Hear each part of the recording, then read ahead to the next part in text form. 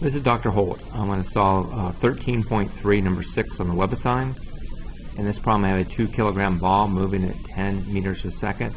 Makes an off-center collision with a 3 kilogram ball that is initially at rest. After the collision, the 2 kilogram ball is deflected at an angle of 30 degrees from its original direction of motion, and the 3 kilogram ball is moving at 4 meters a second. Find the speed of the 2 kilogram ball and the direction of the 3 kilogram ball after the collision. I know that gives you this hint. I don't believe I used this when I solved the problem. I believe I used the calculator to do this. To show you how to do this, this is my initial condition. So when I solve this, my initial momentum in the x would be 20 kilograms meters per second, which is nothing more than the mass times velocity. I have no initial momentum in the y, so that tells me that my final must be 20 and my final in the y must be 0. I do a representation of the orientation is given in the problem here, and then I just set this problem up in the, this is the x part first. I said 20 is equal to 2 times v2 cosine 30, because you're not given this velocity for number 2, plus 3 times 4 times the cosine of theta 3, which we do not know. I set up the 0.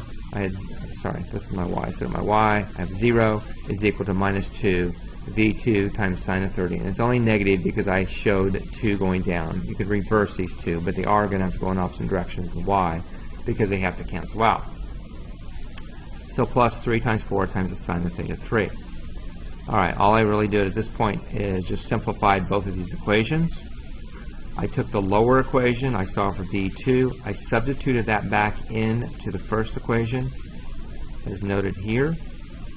And basically all I did at this point was I simplified it. I got it all the way down to this value right here. Now what I did was I just set up this as y1 is equal to this, and then I set y2 is equal to 0. Again, you could leave the 20 here on the other side if you want and put y2 as 20 and solve. And when I do that, you'll get theta 3 as 26.44, which I believe is the correct value they got here. Now the rest of it, to find the 5.3, you just take the angle that you have right here and you can plug it back in to either one of these equations here and then just solve for v2. Okay, relatively simple problem. Not sure exactly why they give you that. I did not use it. I think it's a lot faster just to use your calculator and solve it. Alright, hope that short video was useful.